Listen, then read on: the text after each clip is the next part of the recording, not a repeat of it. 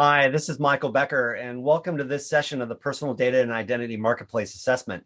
And with me today is Paul Ruppert, who is a global expert in the messaging and CPaaS industry, basically the communications platform as a services industry. He's been at it for well over 20 years and has all of these just incredible insights of how the industry's gotten here, where we've gone, and most importantly, where we're going. And that's really what I want to talk to him about today. So Paul, welcome. Thank you for joining us. Thank you. Great to be here, Michael. Thank you very much for those kind words. You and I have known each other a long, long time. So it is both a pleasure to be here as well as something that we'll have a productive conversation about. Yeah, and I full on dated you when I said you've had 20 plus years of experience, but me too. So Exactly. Well, we're in the same serve and boat there. volley, I pushed it back to you relative to, well, we've known each other a long time, almost the Exactly. Yeah, I think exact span of you and I time. started about the same time in the mid 90s, That's right. when this whole concept of commercialized messaging had started. Yeah, exactly. So and that's really what I wanted to talk to you about today. So we joined each other yesterday on the mobile ecosystem forums, messaging, fraud, and revenue insurance committee. And I happened to be talking about some key thoughts and ideas of where I thought the industry is going. And that's what really spearheaded us having the opportunity in our conversation today. And so I wanted to circle back with that because, one of the things I was talking about yesterday is just the criticality that the role of messaging will play for brands. And one of the points that I made yesterday was this critical insight that people need to understand. I say that emphatically and dramatically, kind of on purpose. In that, given and Todd Harrison, the SVP of digital over at Skechers, he's got this wonderful quote where he references and he says, "The customer is anywhere and this customer is excuse me, I'm going to cut that out." And there's a wonderful quote from Todd Harrison over at Skechers. He's the SVP of digital at Skechers, the third largest shoe company in the world. And one of his quote is, "The customer is everywhere and nowhere." And I think that's one of the biggest challenges that brands have because of the fragmentation of all of these channels of communication that we have to interact with people, both through physical channels and digital channels. It's really difficult for a brand like Skechers to cut through the noise and get to the individual. And frankly, I think messaging is going to be the solution. It's the realization that, as I pointed out yesterday, the consumer today is the point of discovery. The consumer is the point of sale. The consumer is the point of support. And when we realize that messaging is really the lifeblood and the heart of business going forward. So with kind of that preamble, what's your reaction to that statement? Well, first off, spot on relative to the Skechers comment. He couldn't be more on point, as well as the analysis going forward. I think you put it very eloquently. Messaging is the past, present, and future of telecommunications. And there are a whole hosts of reasons and factors that come into play here relative to, just as you talked about the physical to digital, that is going to be as much of an impact on how we communicate with each other as the original premise of mobile telephony, which was tethered to untethered. And once we became untethered, that's when, the freedom to communicate anywhere, anytime, whether you are everywhere and nowhere all at the same time, that's what sparked the phenomenon of mobile telecommunications that we are living through today. Now, there's two things I want to unpack with what you just said. This idea of telecommunications. I think that some people could hear that and think old school, because we're not in telecom anymore. We're in digital, right? So I want to unpack that a little bit. And then you brought up this idea of going, physical to digital, which I think has been a critical transformation that we've effectively done over the last 10 to 15 years. Mm-hmm. But I think now the reverse has happened. We're going digital to physical. So and now that I carry my phone into aisle 5 into the grocery store, the networks can now know and tell the brand, "Hey, did you know that phone, AKA Michael Becker, is standing in front of aisle 5 on the cereal aisle looking at a box of Cheerios?" Yes. So it's now converging, which is a theme that I want to come back in our discussion in just a few minutes. But can you comment on that reaction that I just had on this use of the terminology telecommunications and what does it Sure. really mean to be digital, physical, physical, digital? The term I used yesterday was Phygital. Right. So No, I'd heard the term Phygital before, in Mhm. fact. That physical digital interface. It was about 2 or 3 months ago. I can't remember the context, but it was something else that I'd heard. Another one that I've heard is BOPIS, which is buy online and purchase in store, meaning or pick up in store. Right, and that's a So great I example of the digital to physical. That's right. Exactly. And that's also speaks to why messaging is starting to take off because even in a personal basis, some time ago, in the last like 3 months, I bought a new set of earpods from Best Buy. So I purposefully, instead of walking in, which is very easy, I decided, no, we're going to do this in terms of the pickup at the store. And I counted 8 messages being exchanged from the time of me notifying them, where I was, back and forth, back and forth. So that's the reality of curbside service as it is today, which is also a redefinition of a term. We are of age peers. When we were thinking about curbside service, let's say 10 years ago, we were probably reminiscing about girls in miniskirts skating out to our car, putting a tray of hamburger and French fries and a Coke against our window, and they Right. were scooting on back. Well, that's no longer the case. That's a redefinition of the terminology. Curbside service is now pulling up, getting a flat screen television from Best Buy or anything else that can fit Yeah, it's into no your longer car. getting my Sonic burger. It's now getting That's right. anything. You Yeah, got it. You got it. yeah, yeah. So Bearden's is where I grew up. They didn't have right, Sonic so back so then. let's go back and let's do a quick little history lesson Sure. because the academic in me just can't not go there. you know, and then we'll bring it back to reality.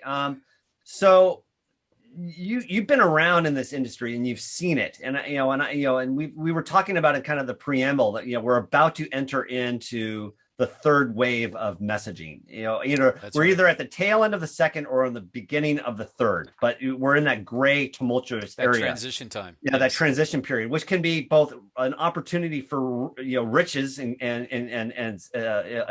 tremendous growth, or a place to trip and stumble on your face if you don't really That's know right. where that's happening. So let's start with wave one. So let's project back to the mid 2000s, that 2004, 2005. Text messaging's just starting to get up and running. And just to Yep. give people context, I remember when I started my first company, it was in 2005, and we were one of the first multi-aggregator SMS SaaS platforms in the United States. There were aggregator companies out there, but I think we were probably, if not the first, one of the first, pure application plays to sit on top of. Yeah, I think we were probably Keyword there. essentially Application. like Yeah. early stage of the wave two, essentially, given your terminology we're getting into.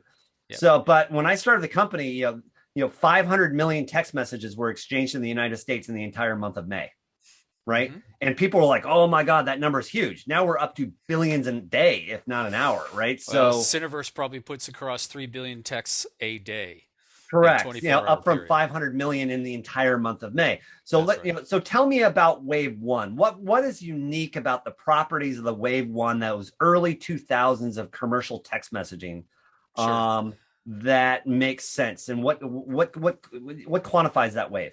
So to feed your academic tiger and factor analysis proclivity, let's call it that, keep in mind that text messaging is essentially SMS. And SMS originally was only embedded in the old GSM radio formats. And that was Correct. primarily a European standard that eventually became the dominating standard and the accepted standard in mobile telephony across the world. But we're talking right now about the early 90s. And so there were some companies that percolated up that recognized using IP connectivity, we would be able to connect a GSM SMS with a non-GSM radio format and enable them to have SMS being exchanged with their customer base. I.e., back then, that would translate into British Telecom or O2 in the UK, and you'd be able to send that message to a subscriber inside Verizon. Specifically, there was a pioneering company called InfoMatch that I was associated with, and that was our value proposition. And originally, the messaging that was going on was all about person to person, you and So me as let an me pause you individual. right there. Sure. Let me pause you right there. So in this wave one, we essentially have a person over here. We've got a person over here, and we want to find a way. How do we send a message from here to there? I mean, That's right. that's the simple issue. The carriers And could do that themselves, but the first factor is but they have to across be different GSM. carriers, across different networks globally, and across There we different go. device platforms. That's right. And That the was the other problem. aspect was the reality that the operators themselves started to think they might be able to do this themselves. This is a job that I had inside what is now AT&T. Originally it was called Pacific Bell Mobile Services. As an international roaming director, I was negotiating contracts with all the other operators around the world. But I wasn't negotiating 1,100 to 1,200 operator contracts. I was just looking at, let's say, the top 50 all around the world because that's all the bandwidth that we would be able to manage. So not only was there a technical solution that was provided, there was a commercial advantage and a commercial efficiency provided by the likes of Mobile Spring back then, which was one of our competitors, Mobile 365, et cetera, that we said to the carriers, we can do this better for you than you do it yourselves. Yeah, And and they other players like recognized, the wow, name you would can be do that. Syniverse, Mblocks, those Correct. kind of players. And Back essentially, then. those companies were basically what we would now call today aggregators. They were essentially companies that would sit in between carriers Yeah, and that's provide the phase two. connectivity between That's carriers. phase Right? two. What we're talking about right now, just focusing on phase one. Yeah. Phase two emerged as a result of the carriers and very clever people coming to the carriers and saying, hey, we'd like to be able to send messages to your consumers, to your Okay, I got it. subscribers. So in the early phase, one we'll call phase zero, it's just can carriers send messages in between each other's, and that's where the info bits came into play. And then when we get into the commercial side of it, what you called wave one earlier in our discussion, that's when the aggregator layer starts coming up to play. Yeah, Now that InfoBip was a little bit later yeah, specifically, but that's okay. You yeah, got the idea. And yeah, the first ones, the first movers in this space, as you were laid out, were Mobile Wave, Mobile Spring, Mobile 365, InfoMatch, Syniverse a little later, Bix, Belgacom Interconnect Services out of Europe. mm-hmm. And those were the ones who were kind of dominating the space in the P2P side. Got Then it. these innovations started to occur. And as a result of the innovation, the carriers got flooded with spam. They Got it. recognize that we've got a problem. We're going to have to do this a little bit differently. And instead of just charging higher, which they definitely did, they started becoming much more selective as to allowing who would be able to come to them to utilize their So networks. they started opening up the pipes, and then people just started dumping stuff down those pipes. And so That's then right. we start now. Do you want to call this the wave one with the Mblocks, the phase where we I start would getting call this? that phase two because Okay, these other companies started, and that's when the aggregators emerged. They okay, were and now we're around essentially 2005 ish.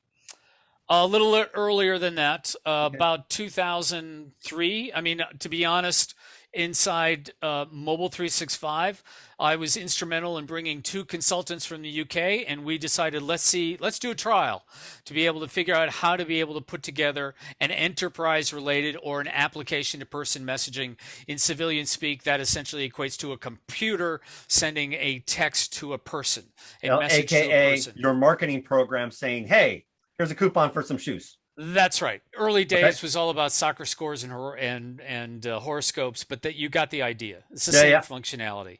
yeah. Okay. So now in this wave one, then, so wave not is we're just getting the piping and the general infrastructure up into place. Wave one, early 2000s, we're getting the birth of the aggregation model in place and what we'll call A2P messaging, or the first application to person messaging That's right. going. But this is still partly part of wave not. It's still an infrastructure play. It's still a lot of heavy lifting going on and laying down essentially the highways for messaging. That's right. The It's basically connectivity. it's establishing Route 66 that goes all the way across the country to be able to do messaging in the United States analogy. Exactly. Exactly. And you are right on the verge of, let's say, the emergence of Federal Express and UPS. And a little bit later, we can talk about the later waves, which is when Amazon got into the package delivery business. But that metaphor, that simile, that similarity between a physical good being moved is on par with exactly what we do, even in the messaging space, even to the point of the messaging commercial model is originally based on postal services exchanges, meaning Okay. that an agreement was agreed between the United States Postal Service and, let's say, the Swiss Post. And so when you go off and spend 25 cents for a postal stamp and put it on your postcard and send it off, there's an implicit agreement between the two that once the Americans pass it on to the Swiss for delivery to your Swiss chalet, Swisscom or the Swiss Post is saying, okay, here's what we're paying you, or here's what the U.S. Post will pay you, and vice versa when another reply postcard is sent back. It's the same model commercially and structurally.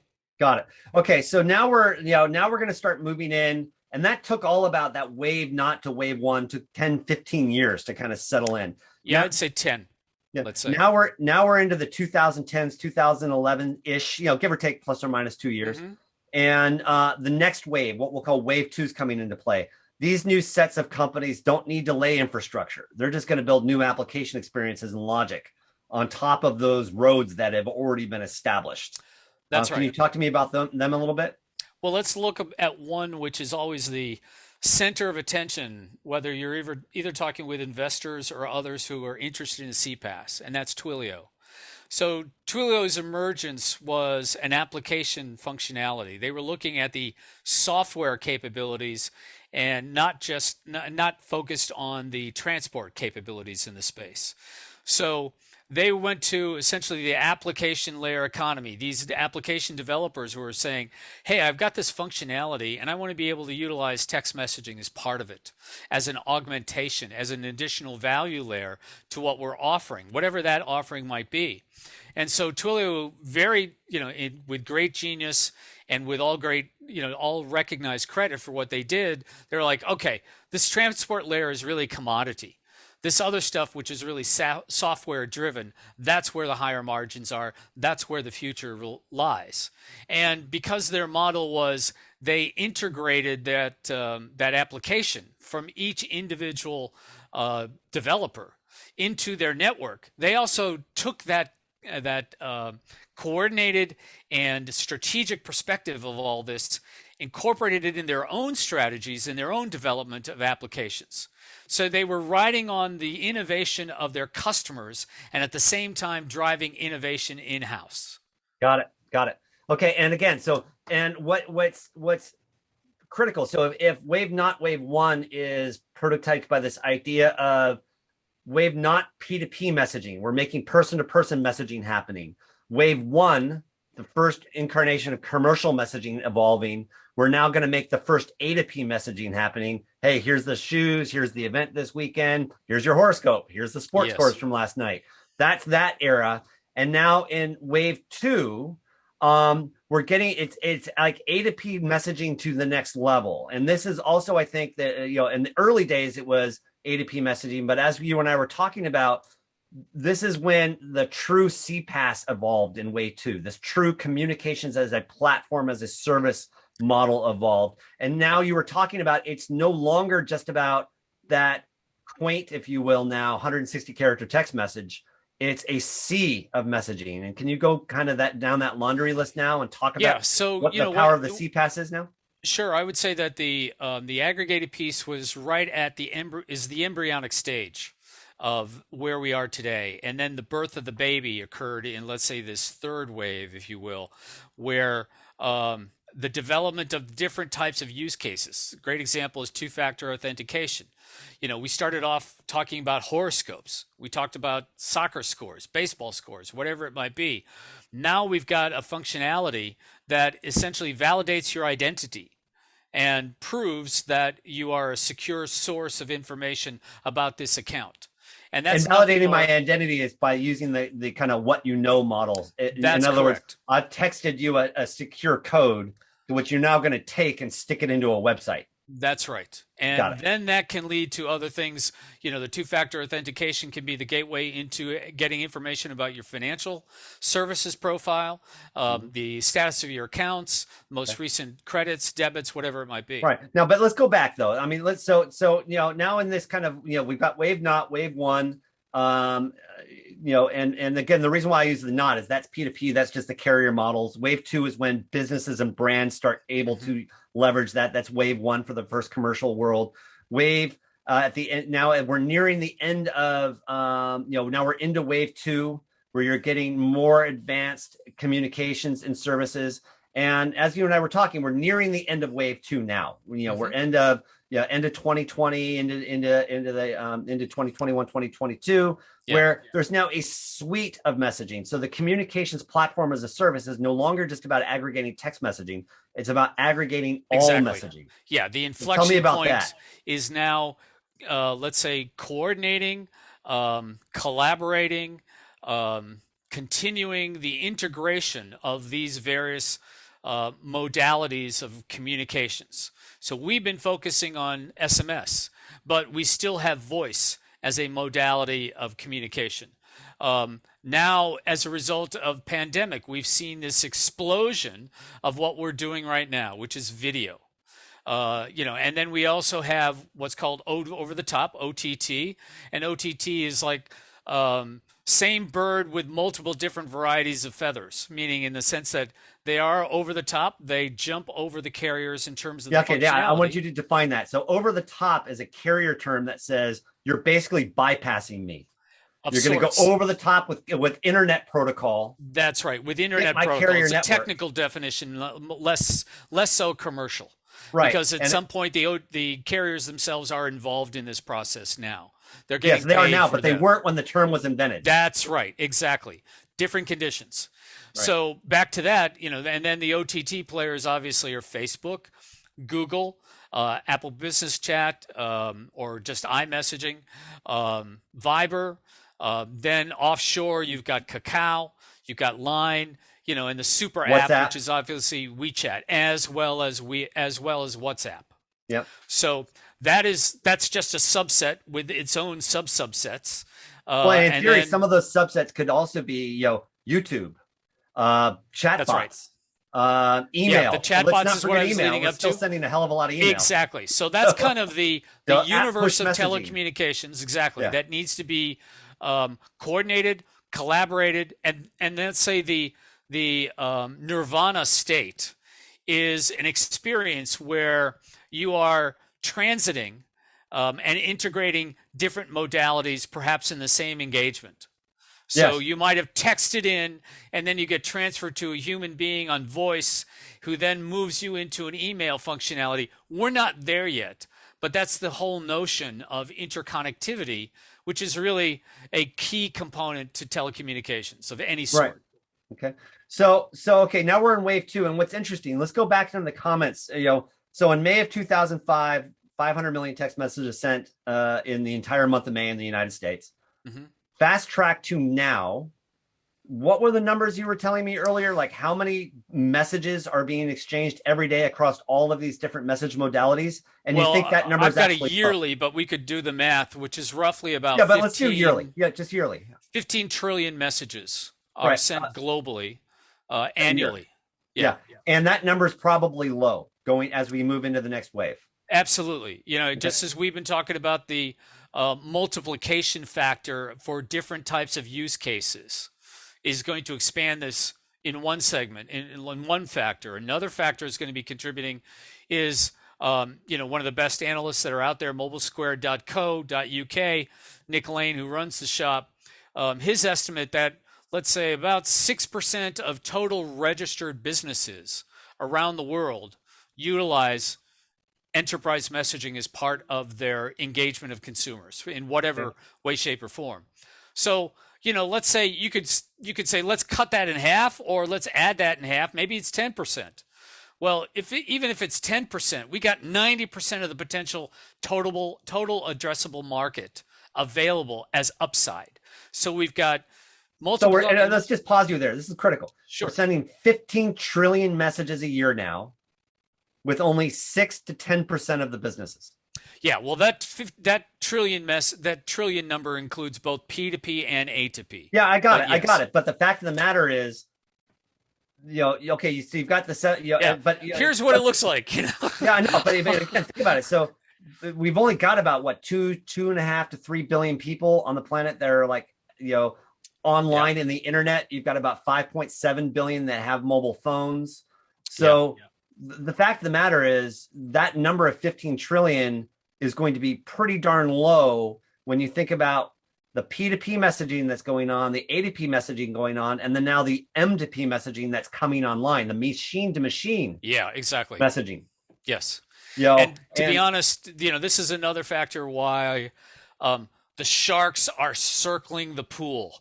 Okay. And what I mean by that, who are the sharks? The sharks are essentially all the different types of investment players are looking at this and going, wow, there's really high upside here, isn't there?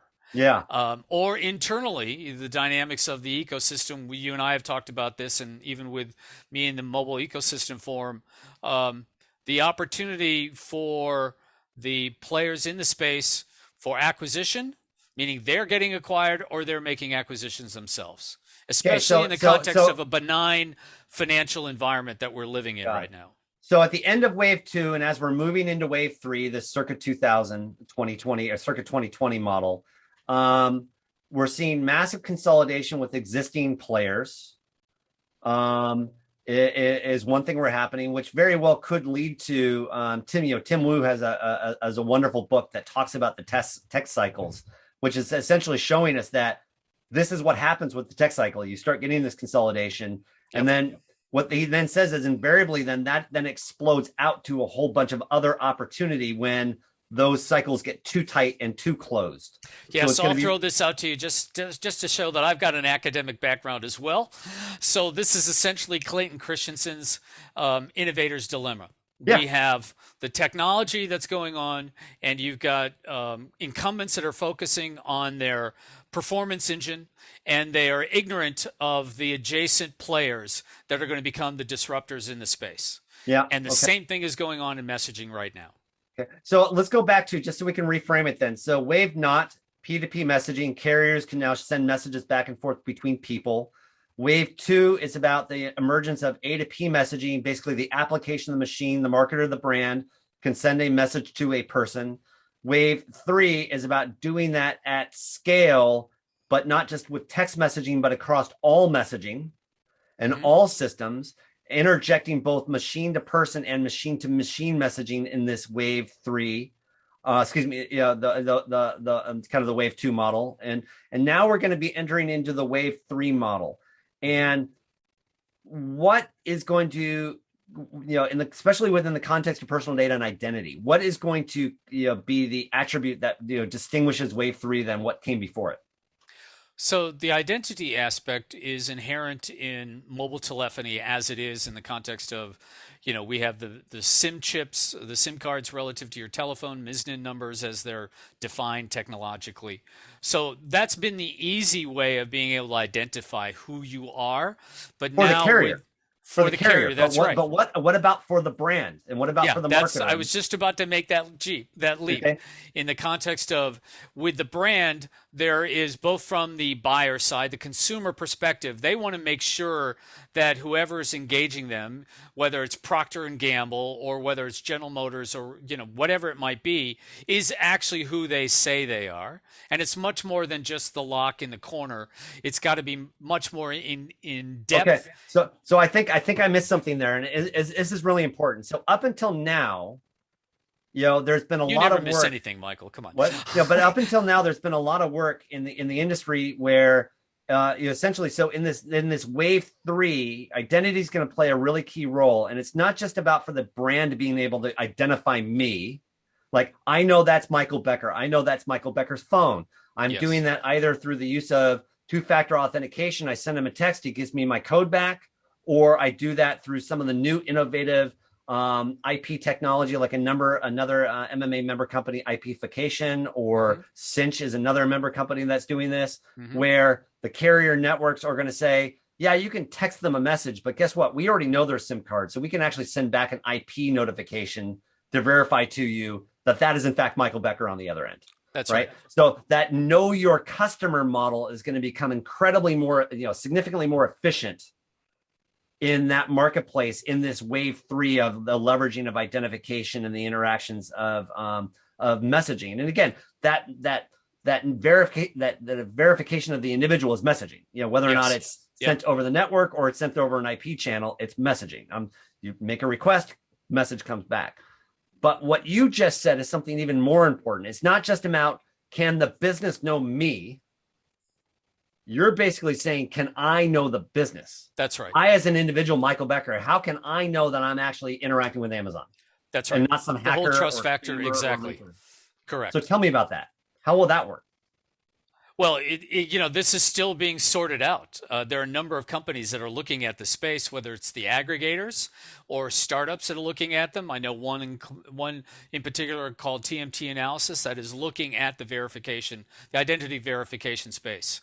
I was involved in a project when I was consulting to LivePerson where we started looking at this whole thing in the context of if we were going to be in the m-commerce space more aggressively, and this is really moonshot thinking, if you will. What do we have to do to be able to put in place an identity verification piece so that the consumer knows that the brand is actually a valid brand that they already have a relationship with? So, and again, that's really what brand is. Brand is essentially about trust. Yeah, I think the designators are critically important here. When you say identity verification, again, what's now new in this new wave, one of the key constituents or factors in this new wave is I, as an individual, can identify the brand. So it's business or brand identity verification, not just consumer or individual identification. That's right. And that bidirectional exchange of identity is what you then establish is going to be the foundation of trust. Correct. And then that bidirectional activity also is going to drive volume of messages. So it becomes a very virtuous, that's right, a virtuous circle in terms of the driving of the engine. And this is the other elements. And we haven't even gotten into, let's call it the next phase of messaging, which is all about rich communication services, RCS messaging, where a lot of this is going on in the background. That is essentially an identification layer within the RCS messaging as a platform standard, as it's called in the industry. But that's still being sorted out. They're still trying to figure out what's the model, what's the cost exposure, what's the revenue opportunity, and most importantly, what's the technology that's going to be enabling this besides a person starting to look at registration, business registrations in the state of Colorado, if they're buying something from, let's say, Patagonia or something like that. I mean, it comes down to, at some point, as it is today, a human being doing that check. And we want to be able to get beyond that. So that's where data and the data analysis starts to play in. Yeah. And again, I want to go back to our earlier statement with the, going back to the Skechers quote, the consumer's everywhere and nowhere. I think once we actually have all of this infrastructure in place, once we have the applications in place, the key to realize is that connected individual wants to use the channels that they choose to communicate with, not the channels that you want me to communicate with. That's right. And right now in the CPaaS space, there's so much froth in the CPaaS that there are some that I'm starting to call CPosers. And there are players that are out there that have no functionality or no capability, whether it's an email or whether primarily in messaging, and maybe they're a SIP trunk provider, when in reality, they don't have any message functionality. And it's like, okay, how can you say you've got, a third story to your house when you don't even have the foundation in place? Okay. So that's the messaging piece. And that's a result of hype and the hype curve, you know, and that happens. So you just got to be able to sort through. Yeah. And again, pulling out the inner academic, you're referring to Jackie Fan's technology hype curve, which he created in around 97. And essentially that's, it's the CPasses in the context of messaging that create the hype, that we see the vision. The CPosers jump online and get onto the shoulders of the CPasses. We fall into the trough of disillusionment. There we go, man. Right? Wow, man. Same stuff. Yeah, I like it. Right?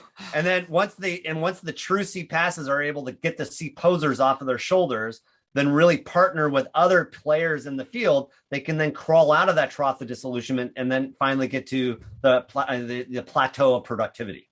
Spot on. You got Wow, that was fun.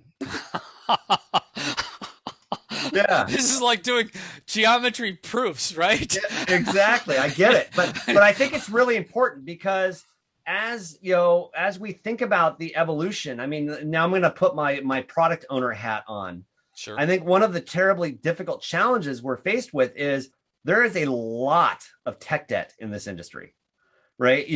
And I don't just mean with the carriers, and I don't just mean with the players. I also mean with like the Fortune 100, Fortune X brands, right? Where some of these major brands, justifiably so, are still on mainframes, right? Yeah. They're still on circuit switch technology because this stuff moves slow. And so one of the big challenges that we have is as we're moving into this wave 3 is the consumer's like way ahead of us. They're like, look, I want to just grab a phone. I want to grab any device. I want to grab Line, What's, WeChat, chatbot, this, that message. And I want you to be able to securely and predictively know me in a way that gives me utility and value instantaneously throughout any medium to which I choose to want to interact with you, not to which you choose to demand me to interact with you through. So Part Paul, two. Yeah. So Paul, this has been absolutely fascinating as we think about, the history of messaging and mobility and where we go and that intersection of how all of these pieces are converging from the infrastructure we've developed, from the applications that we've created to now you were talking about how we're now bringing personal data and identity capabilities into this messaging experience so that we can now truly address that problem that Todd Harrison over at Skechers were referring to, where the customer is everywhere and nowhere. Mm-hmm. Well, with messaging, as we've already noted, the person is the point of sale display. They are the point of discovery. They are the point of transaction. And leveraging now with all of these unique pieces that are converging, I think we're gonna be entering in now and going forward into this next wave and into a whole new era of what this really means. And can you help wrap it up for us and kind of let us know what we've learned in the last 45 minutes or so while we've been talking? Well, clearly the upside is a brave new world for us, both in good and bad, in the context of we're not really certain what the future is going to look like, as in any era or as any point in time. But all the indicators, all the tells are that this is an opportunity for human beings to get to another level of interaction and another level of communication by integrating all these different aspects to CPaaS. Including the identity verification piece, which is going to become more and more of a cornerstone of the technology and the capabilities of the technology and the benefits of the technology. Now, one point, though, and I agree, the identity piece is critical, but I also, as per the conversation we had yesterday, I don't want us to lose sight on the personal data piece, because I think what that piece is going to give us is not just resolving who I am or who the business is, the sender, but it's also going to empower us to have that truly predictive, personalized experience that we so want from our messaging. We've been talking about right time, right place, right message for 20 years. But when we actually bring personal data and identity with CPaaS all together in real time with the consumer's permission and under the auspices of all of the personal data centristic regulations that are happening, with full intention and knowledge, combine that with a little bit machine learning and artificial intelligence, and wow. Exactly. Yesterday in the earlier conversation we had, you were talking about Alvin Toffler's third wave and the personalization aspect, which is a major component of his vision.